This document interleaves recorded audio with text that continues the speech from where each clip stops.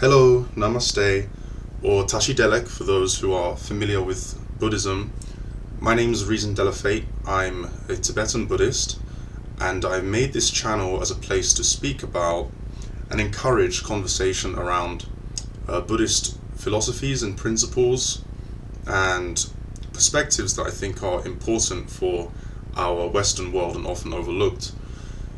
This particular video I'd like to use just to talk about my trip to India. A lot of people ask me, how was India?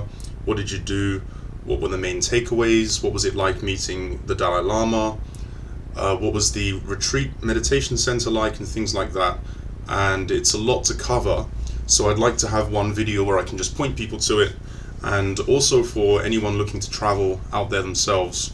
I'll give some tips and information that could be very useful for you. This is my altar here and my computer and hopefully the background is quite clear so it's not too distracting. When I went to India, it was just coming up to maybe just after my 29th birthday. I was in the midst of planning a big birthday party and a Europe trip for the summer, but I was in a pretty dark place at the time. Some childhood traumas kept coming back and bringing me into situations that were not healthy for me.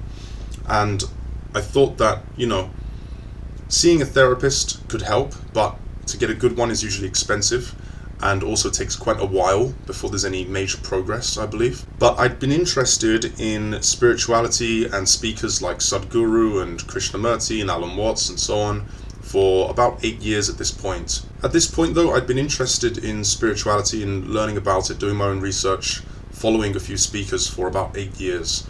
And I was very suspicious of whether just going to India could do something for me much quicker than hiring a therapist and going that whole kind of professional route. So I decided, I'm just going to get out the city and go somewhere spiritual, and I pictured myself sitting in a majestic temple somewhere and having drums playing and seeing statues and going to waterfalls, and I thought that kind of thing might lead me to something that helps. Sounds a little bit up in the air, but it is what it is. And a friend of mine said, okay, if you're going to go to India, he really recommends Dharamshala because it's very difficult to find a guru who has a good lineage and is not trying to sham or scam you in any way. And in Dharamshala you have the Dalai Lama and the entire culture and system built around him, which is very thorough and been going on for hundreds and hundreds of years. So I said, okay, sounds good, let's try that. And I booked a flight, went straight out to India. I landed in Delhi. I think there's also another airport in Mumbai or somewhere in the south that you can sometimes go to, but I went through Delhi and then from Delhi up to Dharamshala. Hopefully there's a video on screen, but when landing in Dharamshala, everything is so thoroughly green and cloudy and misty that you just feel like you're landing in a strange mythical forest somewhere. And I knew I was going for 7 weeks, which is quite a while. And you're looking out and you don't know what's underneath the trees, right? So I've landed in the Philippines before, and going there was a very different experience because you can see the beaches and the ocean, and you get this kind of tropical feel, and you can more or less visualize what you're dealing with, right? But landing in Dharamshala, you have no idea what's below the trees. So I'm picturing to myself, is this where there's a Dalai Lama somewhere in this forest? And I had no idea what I was going to find, and it was very, very thrilling to not have any clue what you're about to discover. It felt like much more of a mystery kind of discovery expedition than any trip I'd been on before. So I got there. The drive from the airport up to the hotel I'd booked was already quite interesting. I'd never seen cows just walking around the streets before. And the taxi driver had a Sadhguru very similar to this, an Adiyogi statue on the dashboard, and it felt like, I don't know where I am, but this seems to be the place, right? Now Dharamshala is split into 3 layers, if you will. There's the lower section, which is much more of a typical kind of Indian village feel, and that's where I stayed. I didn't know where I was going.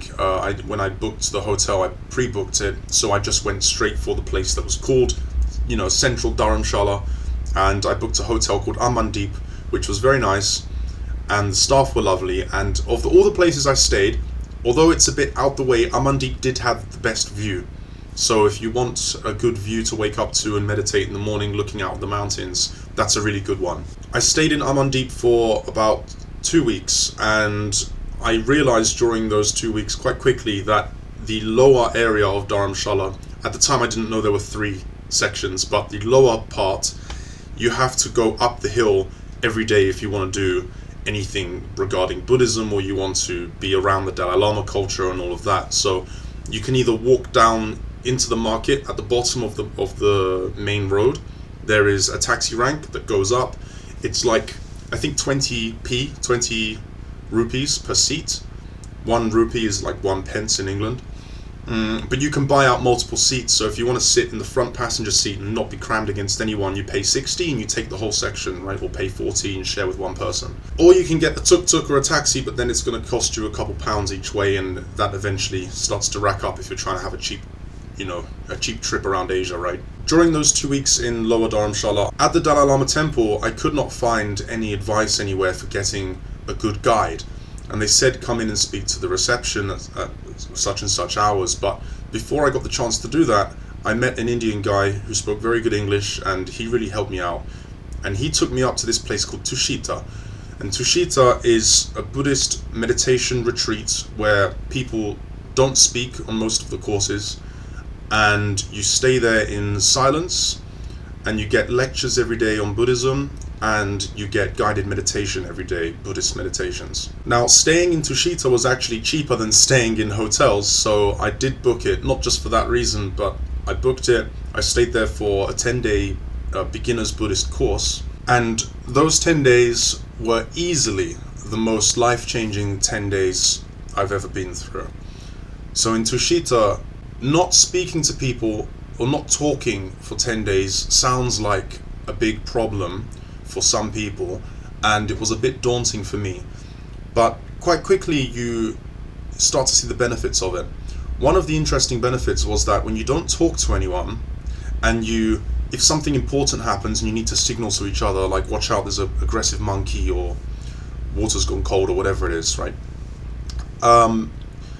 You start to really like everyone, even though you don't say anything, because you never hear anything negative or judgmental come out of anyone's mouths.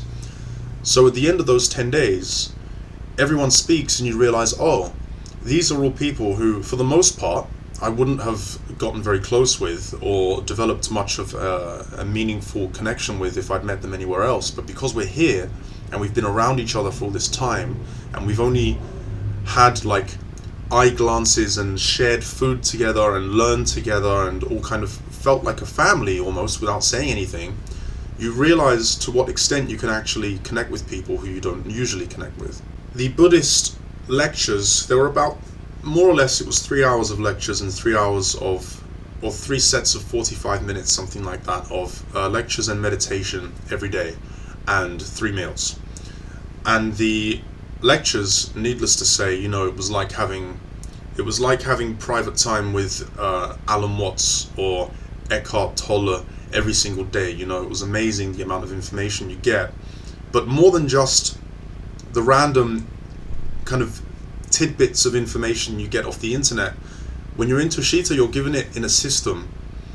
And through Buddhism, you're provided a very clear system that makes all of this information much easier to use in your daily life and to incorporate into your routine and actually start to build something to change yourself, as opposed to just, oh, I heard this nice quote from this guy and Confucius said this, and oh, that's a nice thought process or way of seeing things that Alan Watts said. During the breaks at Tushita, you look out into the forest, and this was in monsoon season, so everything was very, very cloudy, and it was just a wall of fog and big pine trees, and you can't really see anything else, and you end up kind of playing with little spiders or whatever and just messing around in your own time and drinking masala chai, which everyone that comes away from India addicted to. And one of these days, around 3 or 4 days into the retreat, my traumas started to really gnaw away at my conscience again, and brought up a lot of pain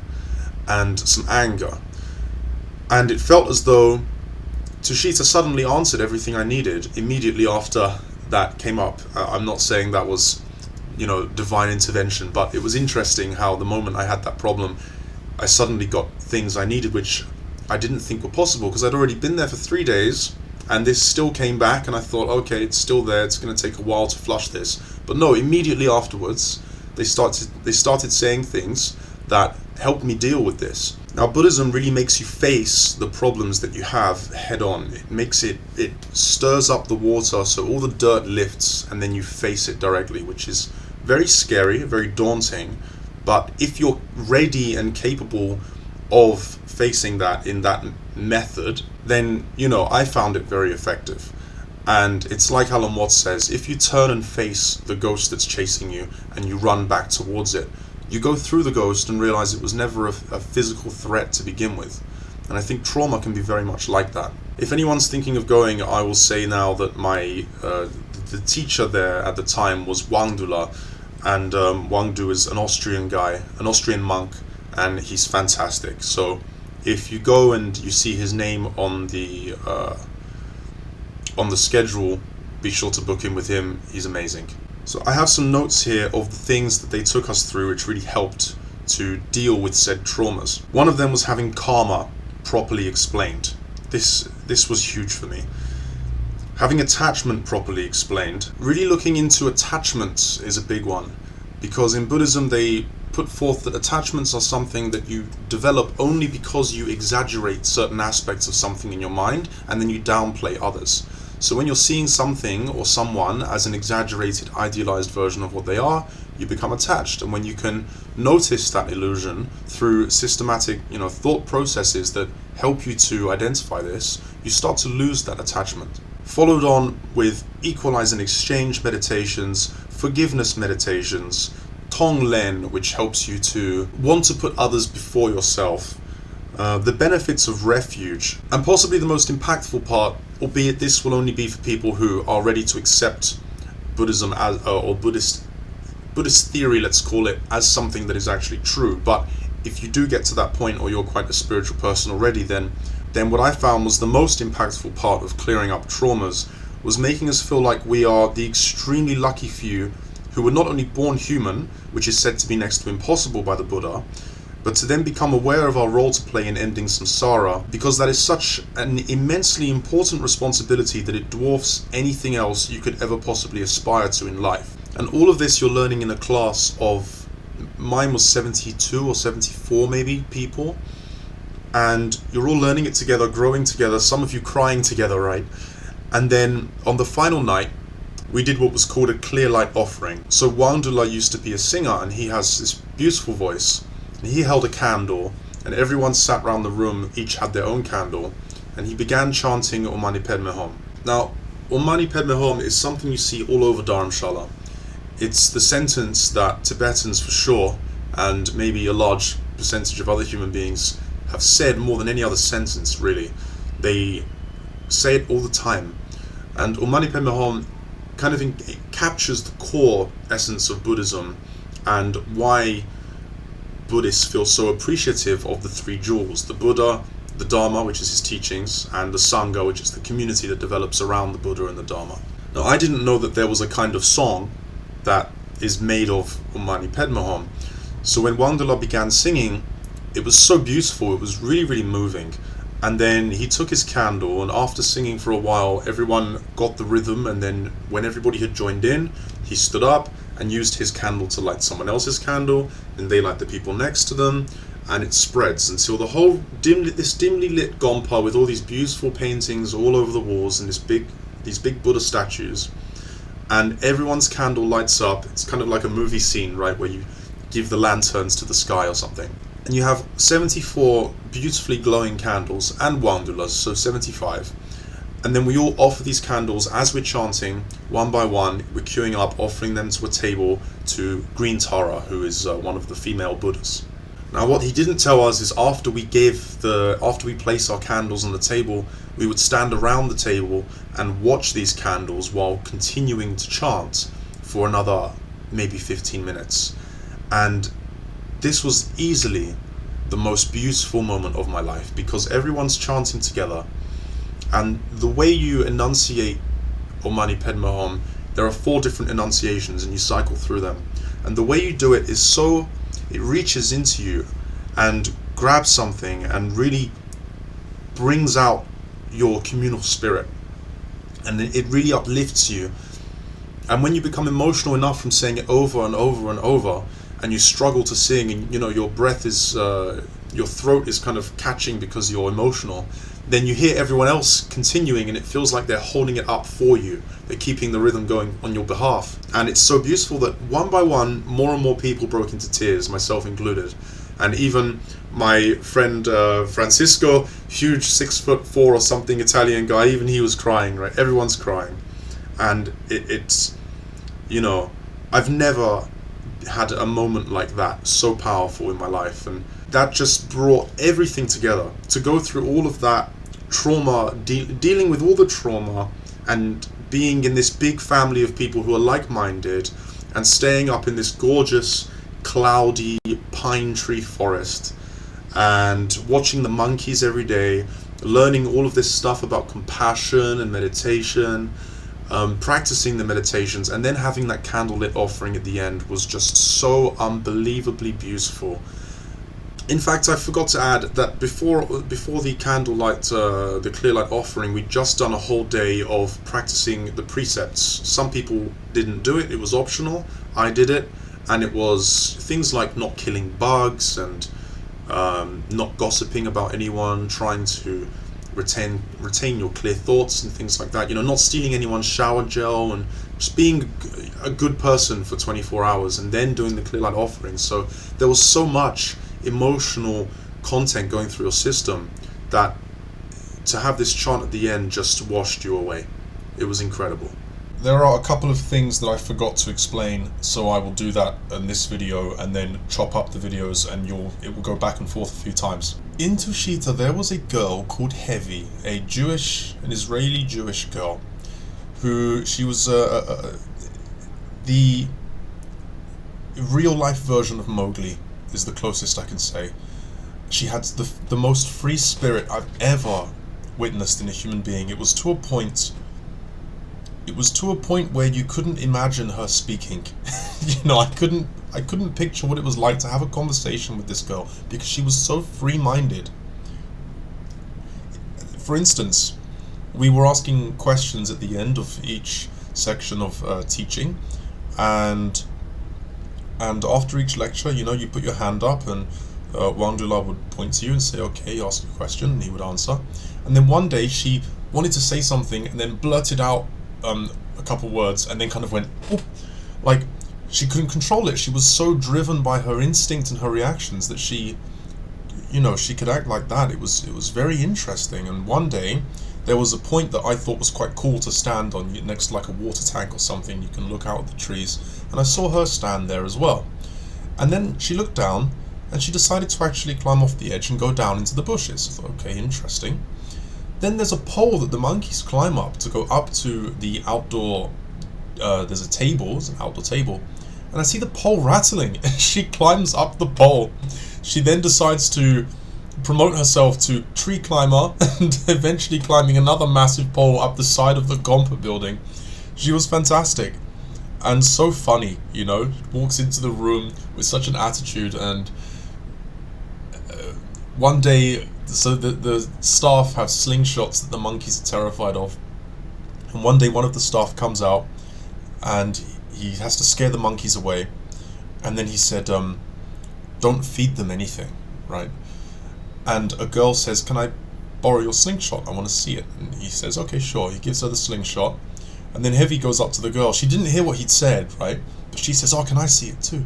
So the girl gives her the slingshot, and she's ripped up this bun into like 5-6 pieces, and she puts it in the slingshot and shoots them up through the trees.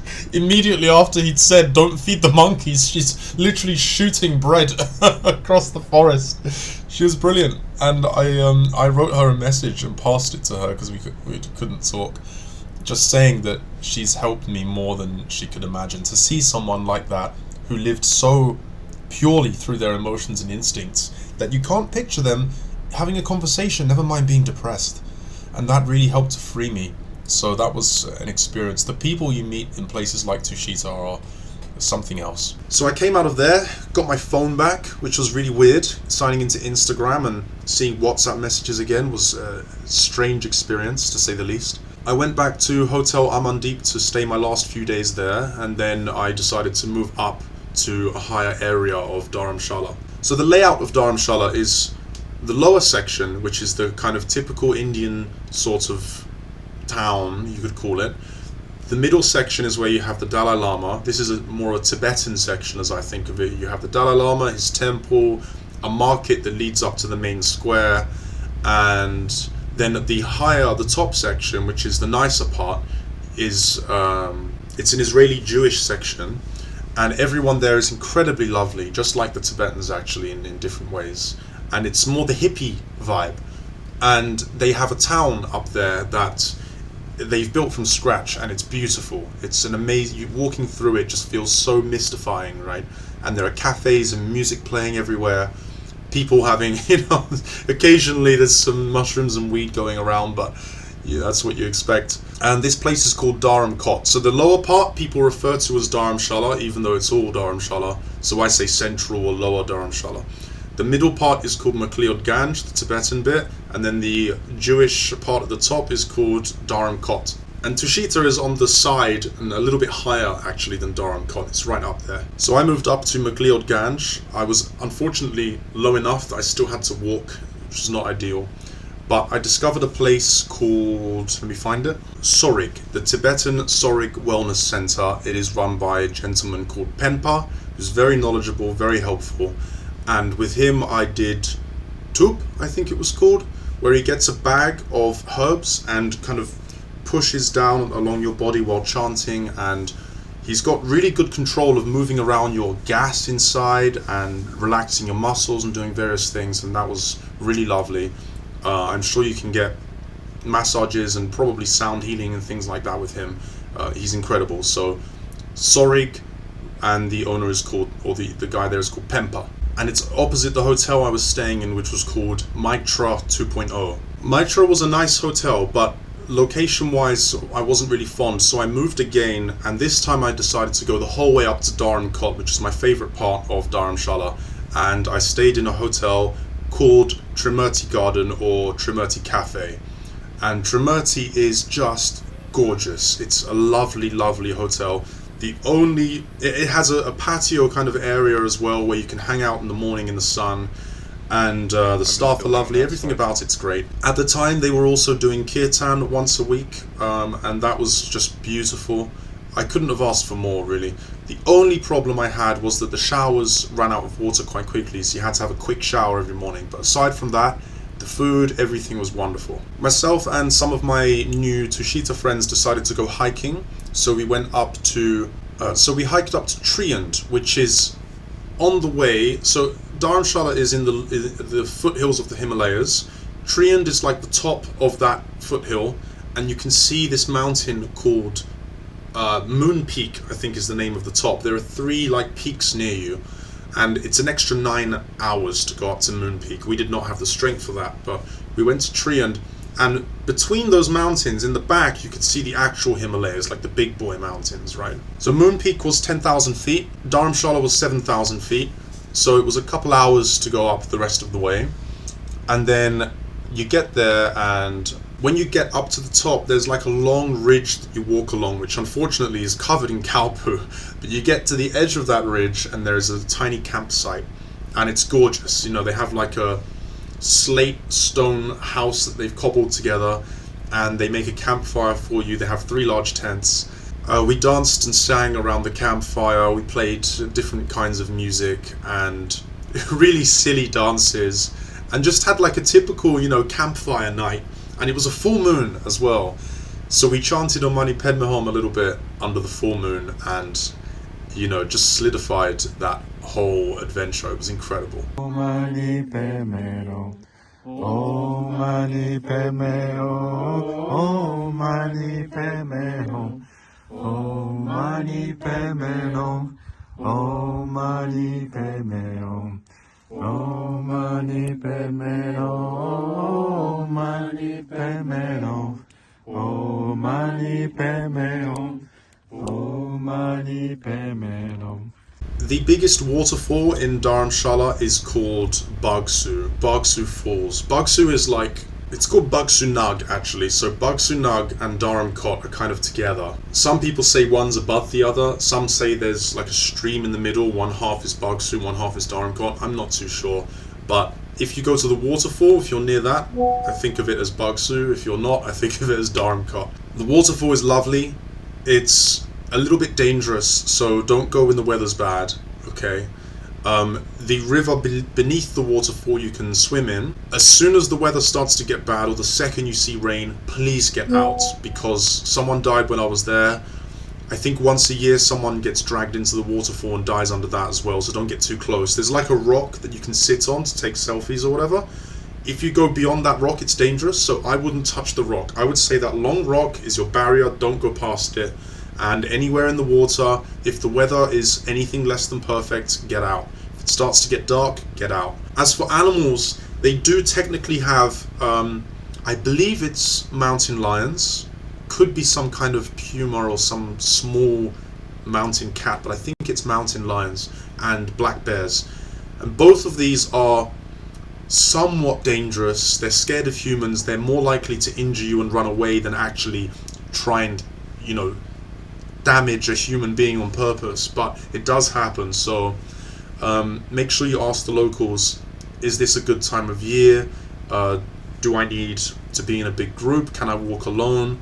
Make sure you know what the deal is before you go out by yourself, just in case. But the bigger danger is not the animals, it's the water. Actually, even the stray dogs can be more dangerous, I would say, than any other animal. I think the animals are not too bad. Don't frighten the big scary bulls, and don't go into a pack of wild dogs without knowing who they are, but careful of the water. If you do stay in Dharamkot, particularly in Triund, there's a place just down the hill from that called the Sika Cafe, which is a restaurant / cafe. It's lovely, it's very small, very cute, and the guy is an amazing chef. He cooks the most wonderful pasta. What else would I recommend? The Four Seasons restaurant is another really good one. It's just down, it's in McLeod, just down from the main square on the road on the left side. Nice little restaurant, good Chinese rice in there. A couple other really important things to know in Dharamshala to visit. If you're interested in Buddhism, firstly there is Dhyanalinga, which is a temple with kind of an Asian garden around it. This is down the mountain a little bit, past where the famous, where the Indian cricket stadium is. You get a taxi down there, and it's just a really lovely day out. So that's a place to go and see for sure. And then in McLeodganj, along the way towards Bagsu and more Bagsu than Dharamkot, on the way towards the waterfall. This may move, but at the moment it is on that road, but I think it's called Bagsu Road. Just off of that, there is a building. Inside there's a place called Shide, S-H-I-D-E. Shide is an association, a Buddhist association, that does multiple teachings. They also have a YouTube channel. You can watch videos on there for free. They're very lengthy, and they have a couple of translators who help. Annie and Pedro, very lovely people, and they help Geshe Gyaltsen Sering, and Geshe-la is actually the person who gave me refuge. I was very lucky. I was given refuge on my way out of Dharamshala on like my last day. This also reminds me, I forgot to speak about the doctor. For anyone who's interested in alternative medicines and things, Tibetan culture have doctors. The famous one up there is called Dr. Yeshi Dorji, but there are lots of doctors there who all do the same thing, and they read your energies and your blood by placing their hand on your wrist, and they alternate fingertips, and they read what's going on, and they can tell you incredible details about you and your diet and your health just from doing that for a few seconds. It's really a spectacle. You don't really believe it until you do it, and then they say things like, how come you're eating raw food all the time? And my friend's like, oh, I pretty much live off salads. And they could tell me problems that I had. They knew that I had heart palpitations and various things. So it's really incredible. and the remedies are all just herbs. If you do go and you get one of the doctors to do this for you, as you leave, the herbs are cheap. There you can get 6 months worth of what they prescribe you for about £60. In England that would be multiple times the price. But when you get the appointment, do make sure you also ask them, what foods should I avoid and what time of day, because they may forget to tell you. They often don't bother to tell you, and it's actually quite important. With me, it was stuff I'd never have imagined. They said that my issues regarding my stomach problems and a cough that I've had for years, stomach problems I've had my whole life, no Western doctor has ever really given a decent answer to any of this, particularly the cough. They didn't even have theories aside from its postnasal drip. Whereas the Tibetan doctors said it's very clearly. Also, some of this came from Penpa at the Sorig Wellness Center. He's also good for this kind of advice. Between the two of them, they said that the issue is, of the 5 energies that make up the body, my wind energy is overwhelming my fire energy because my fire is too weak. Okay, so having weak fire means I can't generate my own heat properly, and certain things start to fail around the stomach, and then that leads up through the rest of the body and results in all kinds of different problems. And they said that all the problems, all the symptoms I have are all actually connected to one thing. They seem like different issues, but they're not. So I had to avoid, and still for the time being supposed to avoid dairy, supposed to avoid uncooked vegetables, and even with cooked vegetables not meant to have too much, I believe, supposed to not have fruit pretty much at all, and to have any fruit and veg that I do have before I think 5 p.m. I'm not meant to have food that's too spicy, not too salty, not too much acid like citrus. Essentially plain food. White meat only, white meat and carbs. No red meat, not too much sugar. There were other things too, I think, but it pretty much came down to just plain foods and white meat and maybe some fish, and that's pretty much it. You can really find pretty much whatever you want in Dharamkot, yoga training courses, they're all over the place. If you want to learn to do some pottery or painting or play an instrument, you can usually find what you're looking for. If you want kind of a crazy hippie techno club, there's a place called Jungle Calling.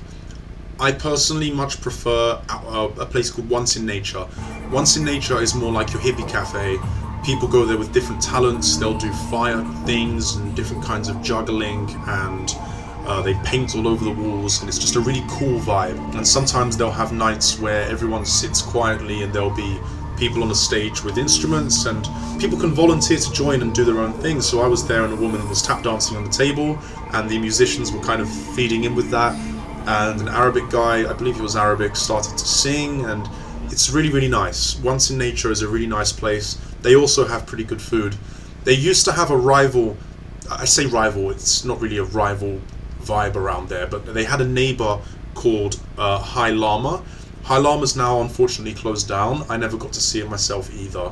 But Once in Nature apparently is the same kind of thing that they did, so we have one of the two is still there. I hope he doesn't mind me giving the shout out, but there is a gentleman called Akshananda who's very cool, long hair. He looks like a big he looks like one of those guys from Pocahontas or something who's lived his jungle life and knows what he's doing, knows his left from right. You can always get some good advice from him if you're in that area. Maybe I'll ask him if I can put his Instagram on the video. If he doesn't mind, then here it is. When I met Akshananda, he actually took me to this car park that they often hang out in that really felt like this is a video, in a video game, there needs to be a place where the characters just kind of chill and you can go and find them, and they're usually sat in the car park. This was it, right? You're in this car park quite high up in Bagsu/Dharamkot, and from the car park you can see the moon really clearly, and it's a lovely view. And Akshananda had a boombox with him. Only one other person showed up, but normally I think they get quite a vibe going. It's just such an unreal thing to think that I did, to go and sit out there and experience this. So do go and do that. Do get in the mix if you're in that area. So my next stop was to be there for the Dalai Lama teaching, which was about, I think it was 2 weeks, 10 days away, something like that. So I decided, okay, first I'm going to go traveling a bit and then I'll come back and do this.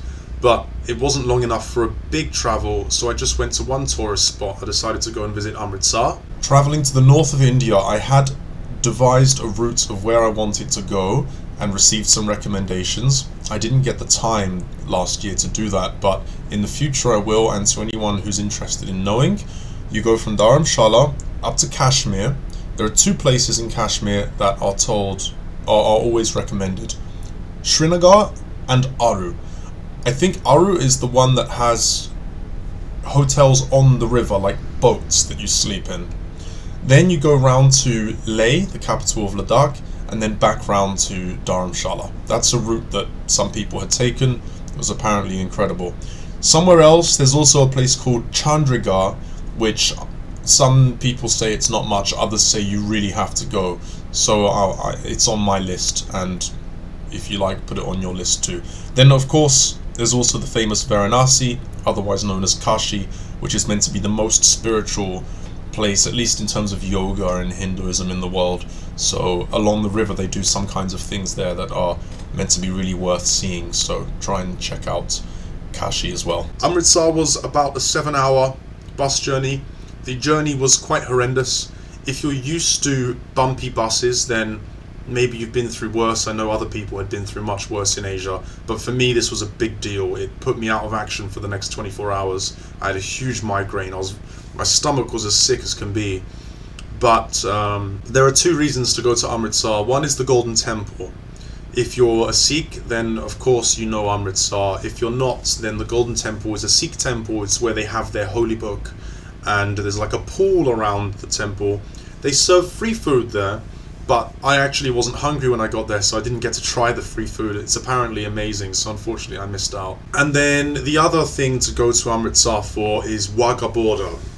This was the big one for me. Wagah border is the border between India and Pakistan. They have kind of like an arena that half is like a smaller half of an arena in the Pakistan side, and there's like a bigger half on the Indian side, and they have a rivalry / camaraderie ceremony event every single day, and it's lots of shouting, lots of singing and dancing, lots of soldiers with microphones giving speeches that I don't understand, and it was just a crazy event. It's worth seeing just for the sake of being like, I've been there, I know the Wagah border ceremony. I think if you've been to Wagah border, then when you meet Indian people, you have something to, you've been to Wagah border? Yeah, I know Wagah border. Yeah, of course, that place.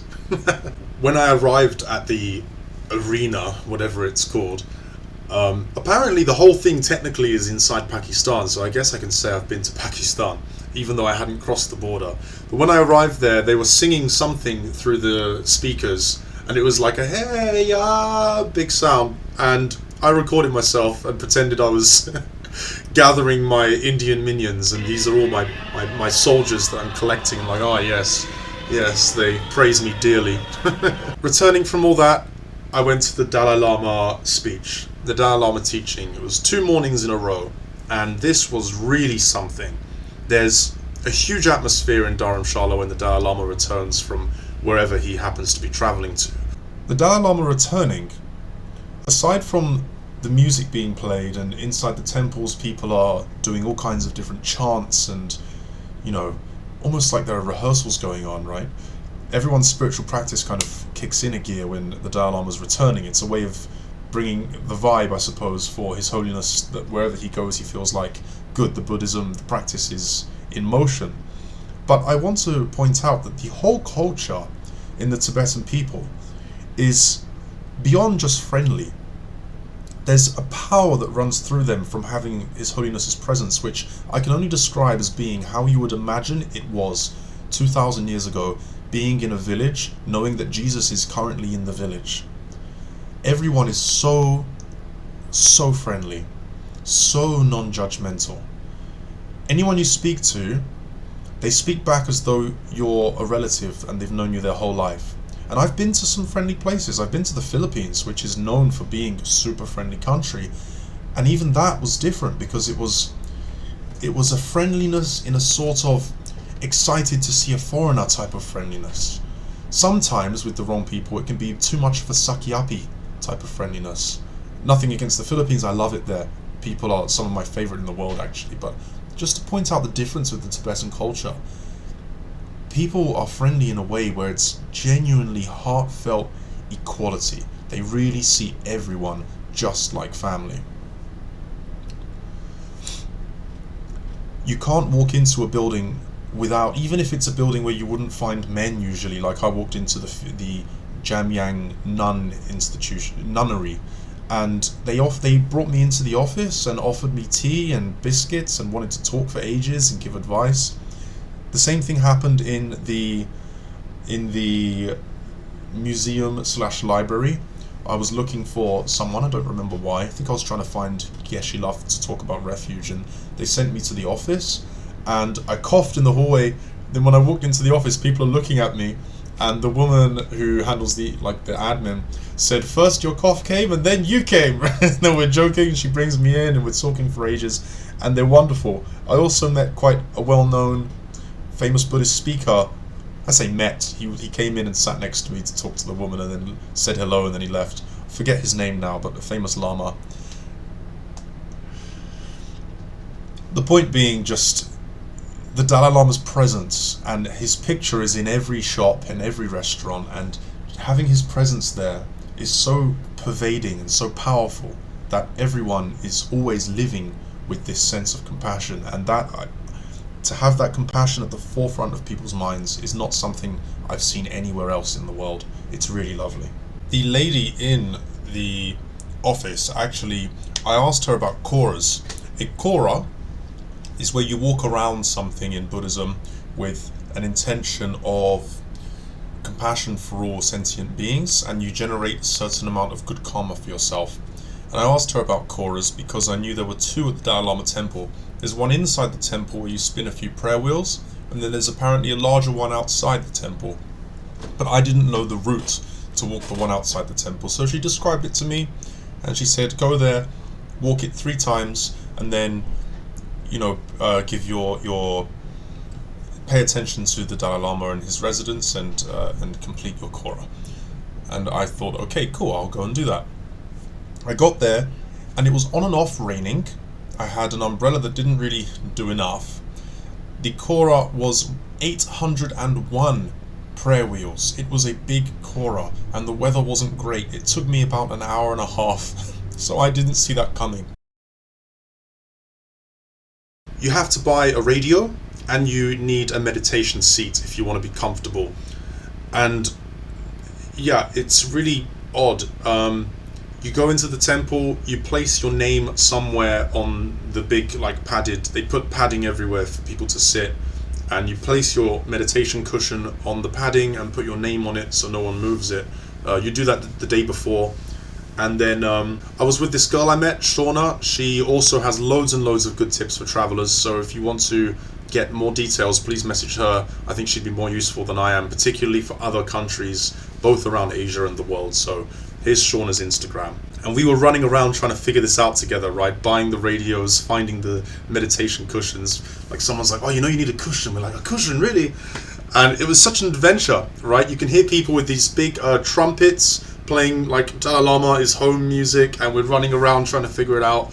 It's really cool. It's like in a video game where you get used to an area, and then there's a big event happens, and you have to go back to the area that you're familiar with, but for different reasons than what you're used to being in that area for, and it's like a whole other, whoa, I didn't know all of this happens once every now and then. It's really cool. I woke up around, 5 or something, maybe 4:30 for the Dalai Lama teaching. I got in a taxi, it's pitch black, and the sun is just kind of coming up as I'm driving down. And I get to the temple, they close off the main entrance, you have to go around the side, and I'm queuing up, and it's still really dark, and a storm was coming, and you could hear the rumbling, and then you can see lightning, and then it's raining, and we all kind of got underneath the people live there. I think they're monk flats or something, so we're under the balconies, and it's so majestic, right? Because there's this big storm in the morning. It felt like His Holiness's power is, preparing for everyone. And we go in, we have to wait a couple hours on our seats, and there is, eventually when the Dalai Lama's coming, everyone is chanting, and they take you through various chants, and they have lots and lots of translators. You need to tune into the right frequency on the radio. It's really cool. And I just so happened to have a seat directly, it was quite far, but in front of the Dalai Lama, so I could see everything perfectly. Somehow people were not actually rushing in to grab all the good seats, so if you go the day before, you should be able to get a really good seat. I don't think it's too hard. The teaching was mostly reading from a book, which was super complicated. You had to read really fast to keep up, and it was hard to follow. And from having a martial art background, I actually really liked this, because to me it said, I'm not here to talk to you and comfort you and repeat nice philosophies you can find off of YouTube. This teaching is for me to remind you what the important thing is. The important thing is to get on with your meditations on compassion, your meditations on emptiness, and to read the important knowledge from the books. So you meet the master and you do what the master does with him, right? So it's not really something you can take lots of notes and go home and you've learned something. You just kind of sit there bewildered, but you're like, oh, this is Buddhism, right? It's not about sitting there and, oh, I feel so good in my energies and I'm going hippie mode, and you're really working on something almost like a profession. But then on the second day, he said, okay, I think that's enough of the book, and told us a little story about him in Varanasi, where His Holiness approached a Buddha statue, and he said he had a very clear vision that he met the Buddha. And he normally, when he meditates on the Buddha, he'll give some offerings to the statues. He'll have a little bowl, give it to the altar or something like that. But this time he had nothing. He was eating a chocolate bar and said he had one square left. And then he had a vision of meeting the Buddha, which potentially could be actually meeting the Buddha. I don't know, I'm not sure how that works, but if it was, it's very funny, because he was like, all I have is this one square of chocolate. Do you want that, Buddha? And it's like, sure, thank you. He then said that in this vision, it became painfully clear for him that he was going to live to 110 years old. And he said he doesn't know if that will actually manifest in real life, because karma changes and whatnot, but he believes quite strongly there's a possibility that that's the age he will die at. Who knows? His Holiness, his physical state was an odd combination of looking extremely healthy but also quite frail. So let's just hope for the best, and the longer we can have him around the better, because he provides so much for everyone. It was quite funny, the translator was saying everything that he said, even during preparation and things, and they hand out bread and this yak milk thing, this like a hot yak milk tea, I guess, which I think is awful. I can't stand it. Buttermilk tea, that's the name. I think it's the worst drink possible, but the Tibetans seem to love it, man. Some people love it, so I guess it's an acquired taste. But they were handing this out with these packets of bread, and I think there were some croissants or something as well, which is very appreciated. And the translator was translating, His Holiness saying, oh, don't forget to give some to the people at the front. And then, oh, okay, sorry, yeah, let's give some to them. He says, okay, now I want one too. So, oh no, we have special food cooked for you, it's coming soon. He's like, no, give me the same as the people. The Dalai Lama is the only man in the world who I think I will ever refer to as cute. He is adorable. Everything he says, everything he does is just so lovely. Anyway, after the teachings, I did want to travel north, and I have some travel tips for going north, but I didn't get the time, because I then realized I could get, for sure, I could get a group meeting with His Holiness where you queue up and one by one you have a very brief exchange. So I waited around another couple of weeks to have that. What you do is, you go, I won't say the email here, there are two email addresses. One is really good, one is a bit slow. Don't do the one that's online, it's like DLH something. Go to the Dalai Lama temple, and at His Holiness's residence there's a big gate. On the right there's an office. Go into the office, ask them for an email. They'll give you a more direct email. Email them the second you get to Dharamshala, okay, and say that you want to meet His Holiness. I have a list of things you need to tell them actually. Okay, just to make sure you get the right one, it's the email that starts with TNT. If you can't find it, maybe try to DM me on Instagram and I'll send it to you. What you need to tell them is your full name, nationality, passport number, visa type, the maximum stay that you have in the country on the visa, your arrival and leaving date, your career, and then an explanation of why you would like to meet His Holiness, you know, what it means to you or something. So they just want to know that you're a real person, you're not some Chinese spy or something like that. I think they have quite a vigorous check there because, hey, once you're in, you know, who knows who you are. Now, when you meet His Holiness, don't forget to wear full-length trousers. They told me, I forgot anyway. I showed up in shorts, my face turned blue, I was very embarrassed. They let me in anyway, you know, they're not the kinds of people who would turn you away. I should add actually that this is free. The Dalai Lama teaching was like 10p. I think it was just to cover maybe the ink of printing your pass or the food or something like that. But it was nothing. It was like 10 pence. Oh, that's the other thing. To get the pass for the Dalai Lama teaching, you have to get a C form. Your hotel gives you this form. No. You get the form from... There is a place just outside the Dalai Lama temple, like hidden in the corner. There are two places that can print, and then there's a post office, and opposite that there's an internet cafe. There are lots of places, but there's one just outside the temple, just behind where all the taxis are parked. In the corner, I think it's up the stairs, they can print the C form. You take it to the hotel, they help you fill it out, and then you give it to them. You give it to the temple. So when you meet His Holiness, full-length trousers, and then they will take all your stuff off of you. They take you through. You go up into basically his house, but it's a big place because other people live there with him, right? There's like a small, there might have been a basketball court, a little one or something like that, I don't remember. But you go in and you're in this lovely room and you wait, and he comes in, sits down, and bring a kata with you, right? A white scarf. And I believe His Holiness used to take it from you and put it around your neck, but he doesn't have the kind of strength for that now. It's easier for him if you just do it yourself. So as you're queuing up, they'll say, put your kata around your neck, you hang it round, you go to speak to him. Particularly if you're a foreigner, you can get away with saying more. If there's something you want to express or a question you want to ask, don't be afraid to take the time. I just said thank you for everything that you do, but I'm, because it feels quite like you're in a queue, there are people not far behind you, and you feel awkward saying more, but you really can. So don't miss that opportunity. If there's something you really want to ask, or something you really want to say, then do it. Now, when you meet His Holiness, the way he looks at you is not like how anyone has ever looked at me before. It's... When I was in Tushita, Wangdula had this way of expressing himself where he kind of looked at you with so much sympathy, and he would say, I understand, right? And he's really like in your soul, as it were.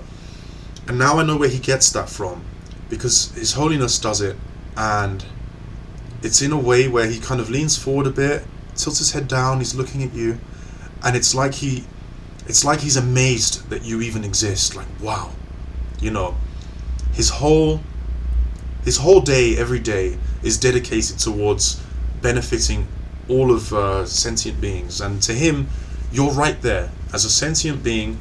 He's coming face to face with the focus of his own work, the person who he essentially serves in a way, and it flips your perspective so strongly that you feel very naked almost, because he's really peering in to see everything that you are. Who are you? What do you feel? Are you okay? This is a potential Buddha. As far as he's concerned, you could be an incarnation of a Buddha coming to teach him.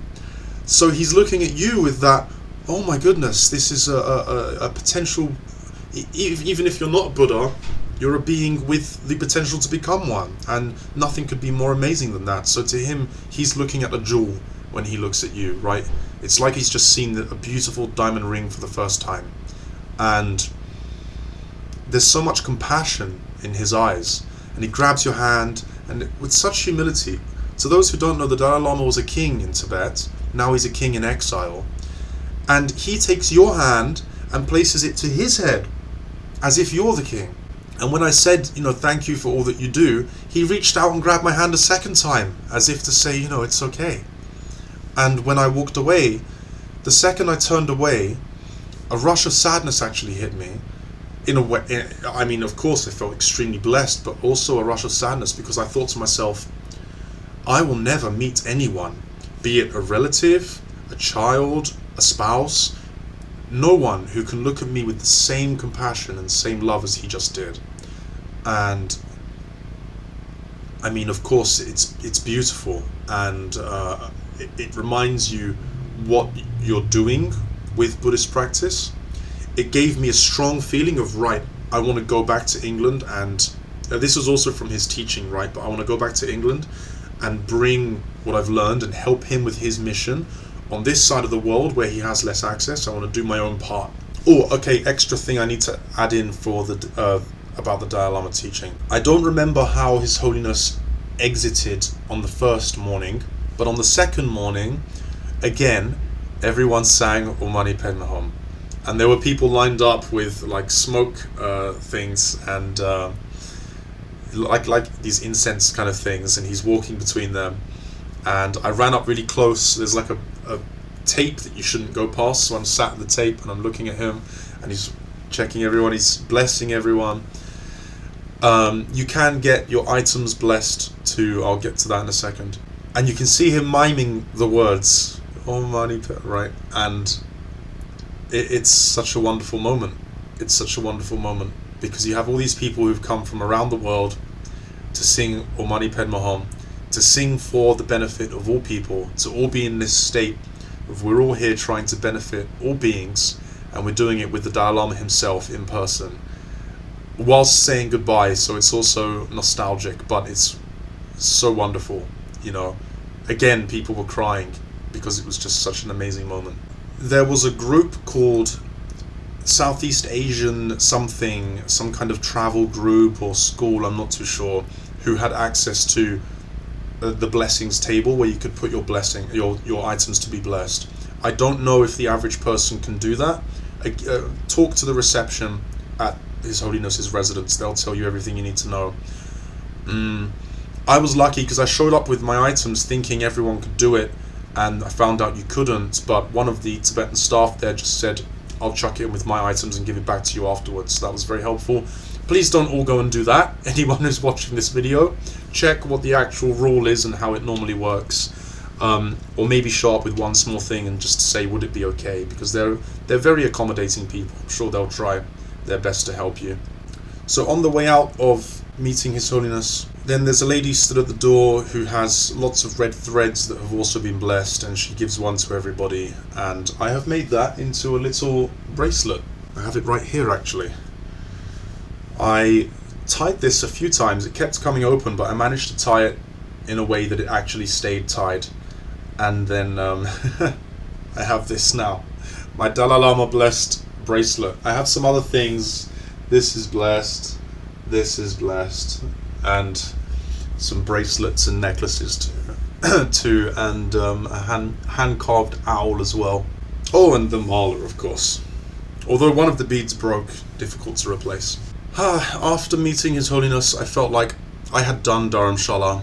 It was time to go to the only other place I really wanted to make sure I saw before returning to the UK, and that is Sadhguru's Isha Centre in Coimbatore, Tamil Nadu, in the south of India. So on my last few days, I flew south, and I got to stay there for 3 nights, so 2 full days. Sadhguru's Isha Centre is based in a location that feels the complete reverse of Dharamshala. It's warm, the weather feels quite stable. It felt like I was in the middle of Spain, actually. Everything is orange, and everything is, I don't know, it's just a different vibe. Tropical, I'd say, is the word. And I realize now it's best to book in advance and stay in the Isha Centre, because the hotels in Coimbatore are not very great. Most of them are covered in ants, actually. That was the main problem for me, is everyone I went to had ants. And the ants would crawl on your sheets, and they'd be over the floor, and they would sometimes be in the showers, and it was just awful. Different species of ants too, I believe. It was a big problem out there, but I'm assuming in Isha they've dealt with this problem, because they don't want, people to come over and be complaining about ants all the time, I'm sure. But from outside, I took a tuk-tuk in both days to go and visit Isha, and there's a journey through the city, and then you get to the quiet part, and the mountains form a U-shape, and Isha is right in the middle of that, like in the end of a pinhead almost.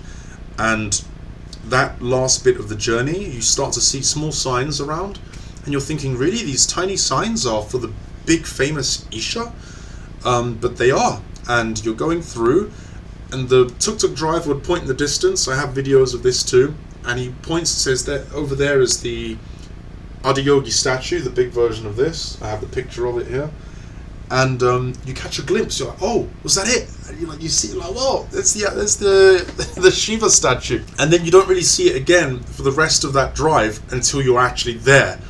And you don't see the statue when you're there, but you're at the entrance. And on your right, there's a huge gate with a snake on it.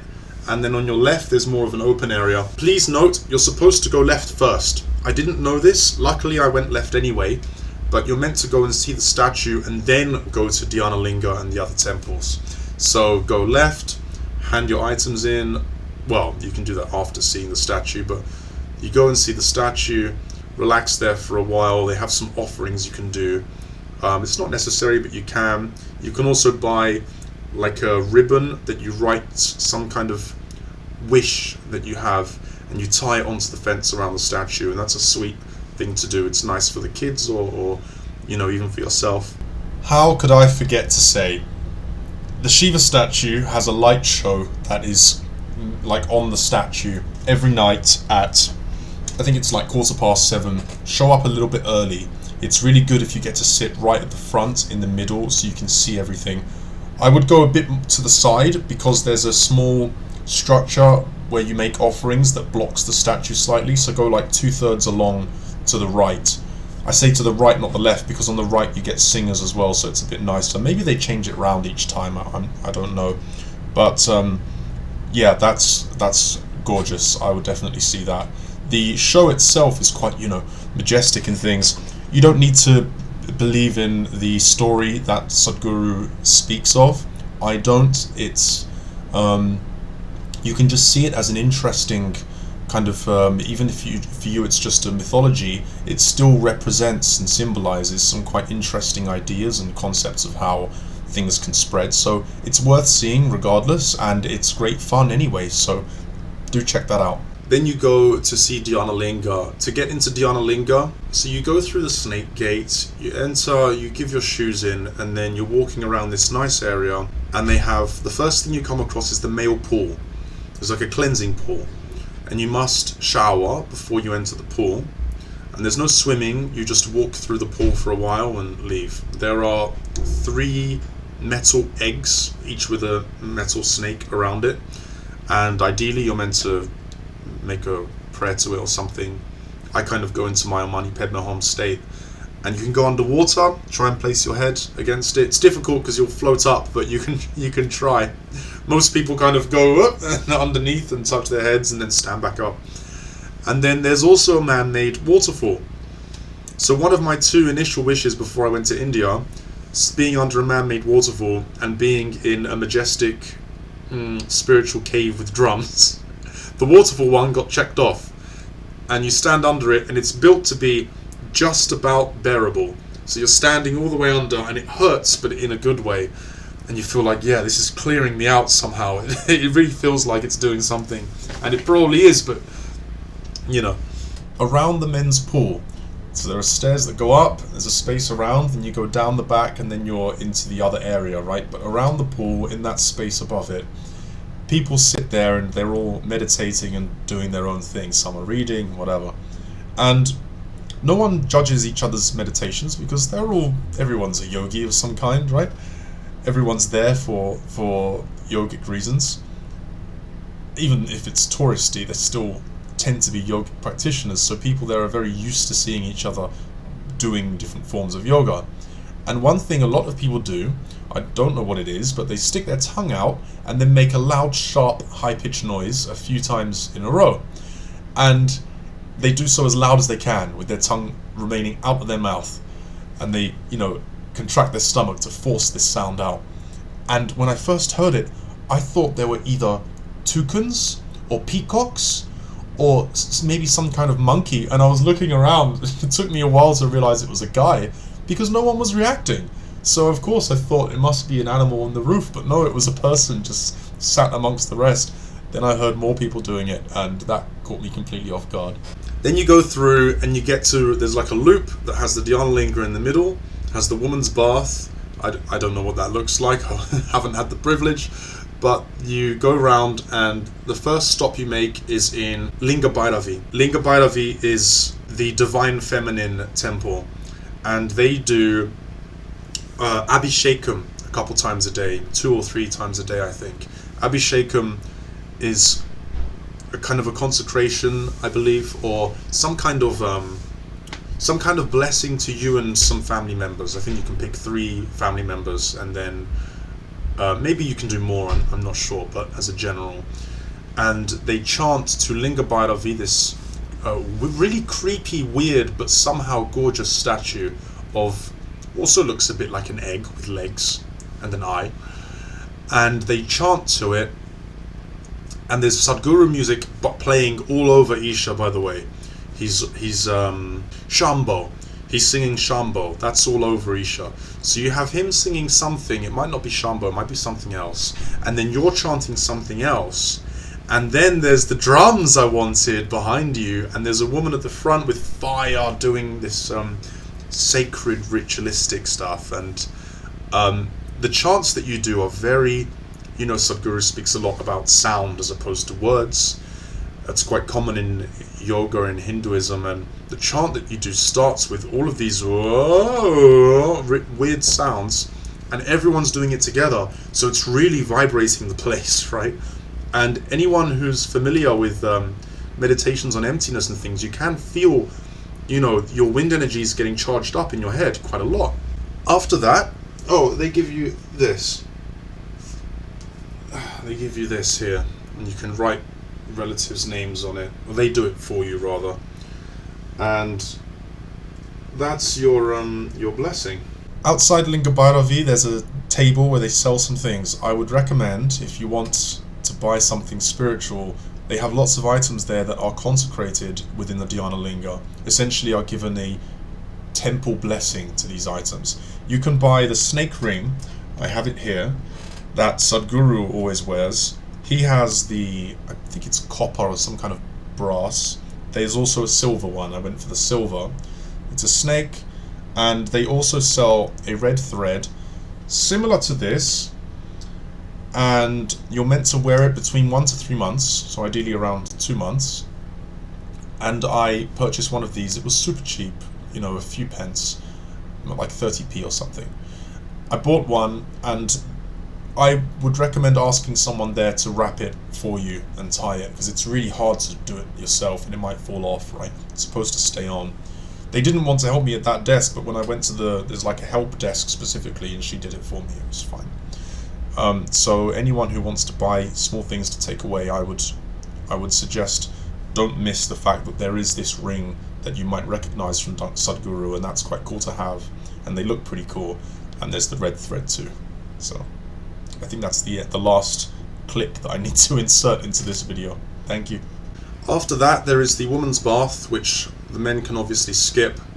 I would say for the baths, if you're unable to have fresh clothes when you go, then bring a towel. Because if you stay in Isha, it's okay. You can bring your clothes fresh straight from your room. But if you have to stay a bit further away, like I did, bring a towel, because after the bath, you shower before and after, and then you have to put your clothes back on, and they don't provide any towels, so you will be wet in your slightly smelly clothes, and that's not nice. So try and dry off. Dhyanalinga, then, it reminded me of an aquatic zoo in Portugal called Zoomarine, because when you're when they're about to start the shows with the dolphins or the sea lions or something, and you have the big speakers talking, and everything's like big open areas with big walls that are waterproof or something. It had that vibe, and there's a speaker telling you what to do when you go in. You have to look at Dhyanalinga for a couple minutes, and then you meditate, and you can stay as long as you like. The entrance is a 20-minute thing. You go in I think it's every 20, it could be every 10 minutes, they ring a bell, and then everyone leaves and new people come in. You're allowed to stay after the bell. Please know this. Just be respectful and sit further back so you're out of the way if you wish to do that. Dhyanalinga has small, like cube-shaped caves around the edge. Sit in one of those if one's free, and if you like, and then you really know, okay, I'm out of the way, I'm inside one of these cubes, I'm not bothering anyone. Otherwise, just sit around the edge of the room. I stayed for 40-50 minutes. You can definitely stay for more than just the first 10. Dhyanalinga is made without cement. It's 250,000 thin, long bricks, and they stick them together with some mixture of other minerals and mud or something. It's extraordinarily echoey. When I cleared my throat walking in, I was like, and I heard the around the room, right? I was like, oh, sorry, you don't speak, but yeah, it's incredibly echoey building structure. It is very majestic. The stone, you can't really tell from the pictures, but the stone is about, I don't know, 10, 12 feet high. There's like a big snake around it. It's like 4 feet, and then like an 8-foot stone on top that has the things draped over it. It's gorgeous. Dhyanalinga, you know, it's really something to see. Even if you're not too keen on the Hindu stuff or the yoga, Dhyanalinga itself is just an amazing structure to get to see. It's beautiful, and they have a rock outside with an engraving on it of all the different, or a bunch of different religious symbols, as if to say, you know, everyone's welcome here. Christian, Jewish, Islam, whatever. Everyone can come and visit Dhyanalinga. And it really is Sadhguru's pride. You know, there's a sign there, to paraphrase, it says something along the lines of, now that he's built Dhyanalinga, he can live his life just exploring the valleys of nature or something like that. He feels like he's done the big thing, given the biggest blessing he can, and now he just lives and lets people, you know, bathe in that if they wish. And I would recommend it. It's wonderful. I did have one meditation go wrong in Tushita. There is a meditation, so Buddhism is all about perceiving emptiness, and you can do this meditating on objects, or imagining an object, or you can use your mind. And you want to achieve what's kind of referred loosely to as flash realizations of emptiness. I first got these flash realizations meditating on an imaginary cup, and I decided to move on and try to do this same meditation on the mind. Essentially what you do is you meditate on a paradoxical nature of existence on the mind, breaking it down into its components. Then you imagine all the components together and all of them taken away. I'm not going to explain it here, but those last two steps of all the components together and none of them, I got deep into that meditation, and I was jumping between those two final steps because I could feel myself getting closer to having that same flash realization that I had with the cup a couple times. So I'm doing this and I'm jumping between those steps, and I'm kind of trying to force myself into a realization. And in doing so, let's give some context here. Our meditation guide, her name's Kirsty, she'd already gone to bed. Wandula had already gone to bed. And some of us like to remain in the Gompa for some extra time to do some reading or just have some chill out time before going back to our rooms. The rooms in the monsoon can be a bit damp as well, so it's nice to be in the Gompa. So there are maybe 15 people spread around this room, and I'm meditating on emptiness. And I think the first thing I noticed was my breathing started to become a little heavier. And then I had a slight tension in my head. It's a similar tension if you tense the back of your jaw, and you can almost hear something. There's like you can create like a tenseness in your brain. I was getting that feeling, and my breathing was getting heavier. And I thought, you know, this is probably just my mind playing up a bit. It's my imagination, ramming into itself. Let me just keep going with what I'm doing. My breathing got heavier and heavier, and then I started feeling small tingles around my limbs. And this became a bit stronger and a bit stronger. My breathing got a bit heavier, and I started to realize whether it's the mind playing a game on itself or not, it's really fun.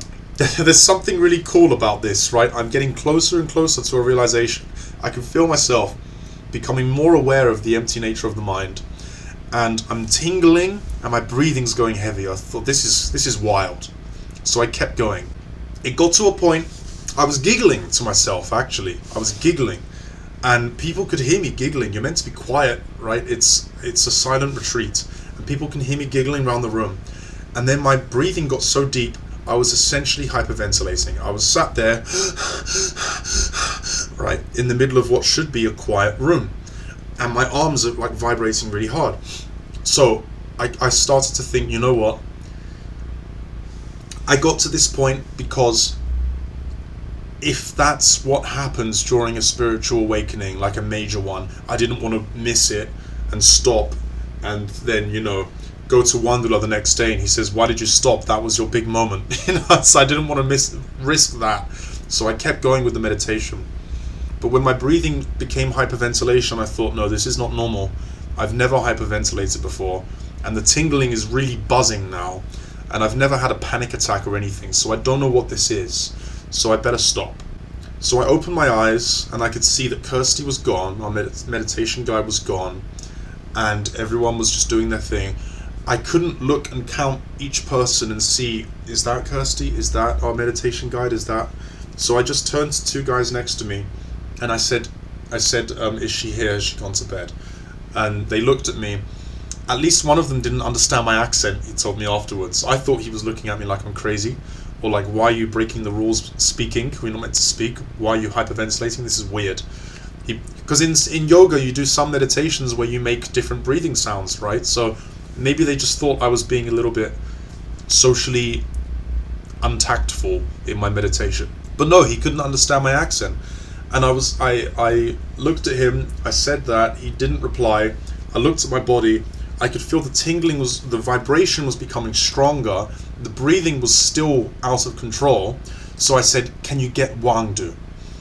And he understood, but was like, he's in bed, should I go and wake up the head monk? Like, this is an odd situation. And I said, I'm gonna lie down, please go and get Wangdu. I tried to lie down. There's a second guy sat behind him looking equally confused. I tried to lie down, I just fell. My head hit one of the meditation stools. People run over from around the room, they're all trying to comfort me. They're lifting my legs, I'm like, no, don't do that.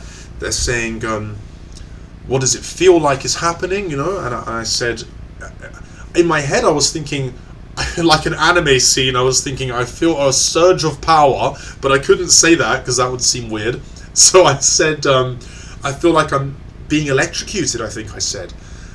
And they're like, okay. So after a while of lying there, I was remembering a time I got hotboxed in a shisha room and I fainted. And when I stood outside, I immediately came back completely to my senses.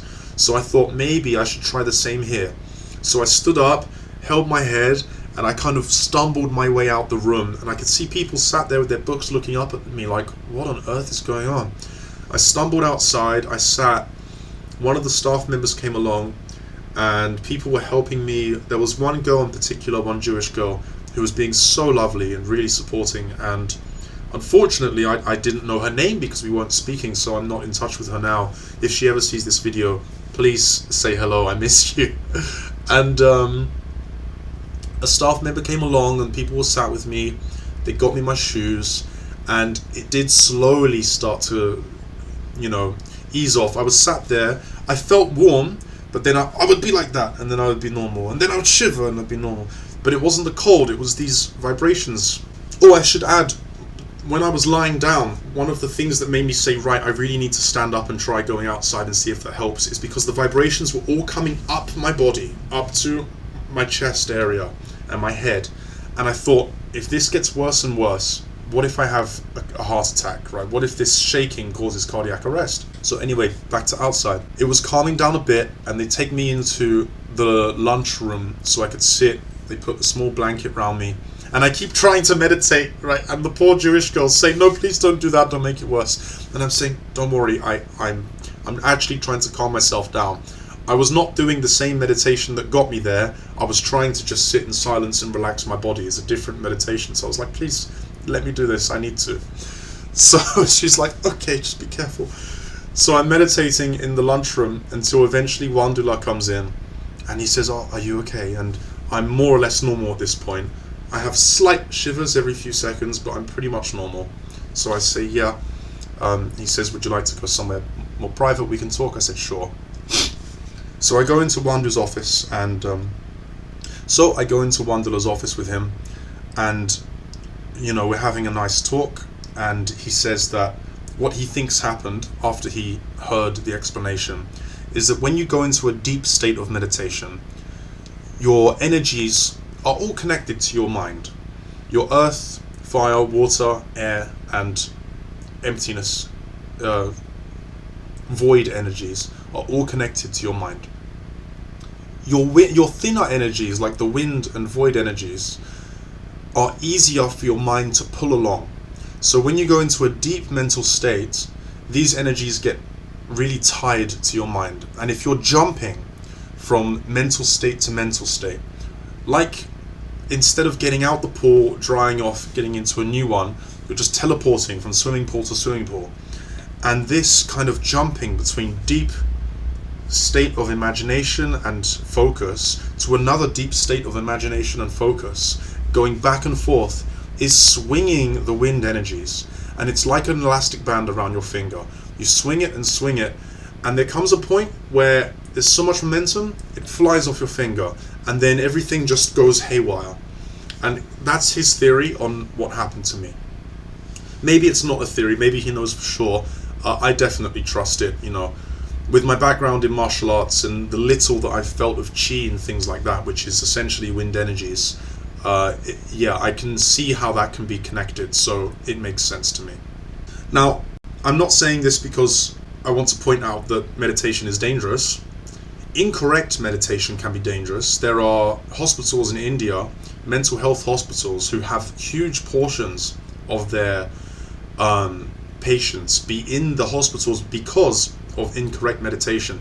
It can be over a quarter or a third of all their patients. So please do your meditations the way you've been told to do them.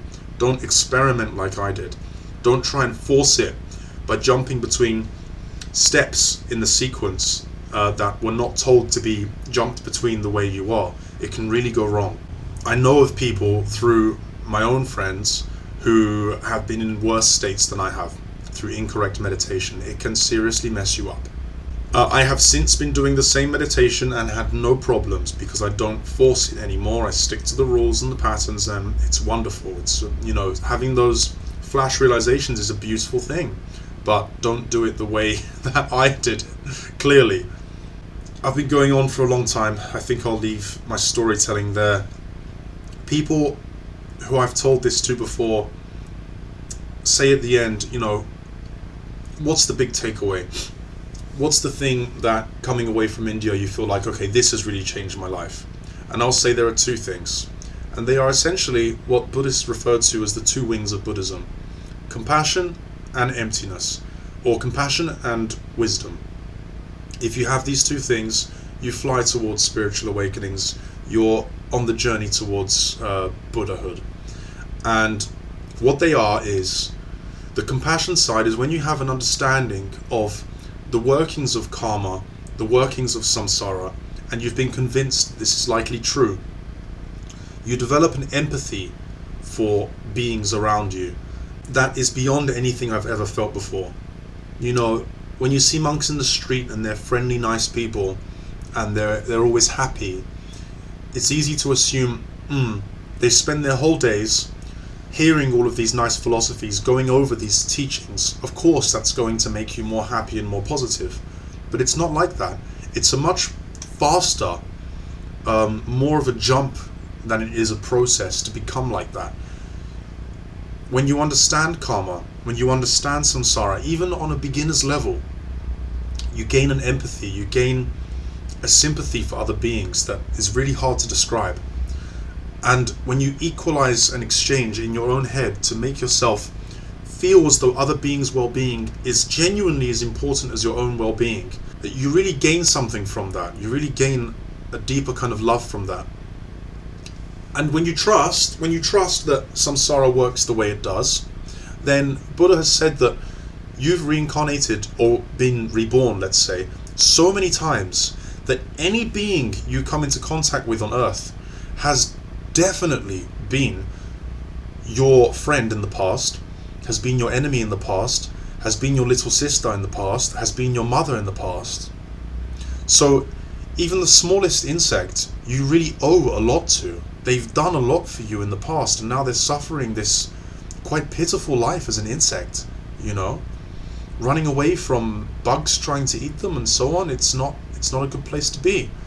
And after being told this, there's a staircase that goes to the main Gompa in Tushita from the back entrance, or the side rather, and there was a dead wasp of some sort on one of the steps, and ants coming along to pick apart the body and eat this creature. And in my head it was like, this is the carcass of my own mother in a way. And I really didn't want anyone to spoil that by accidentally stepping on her or on the live ants coming to feed off of her body.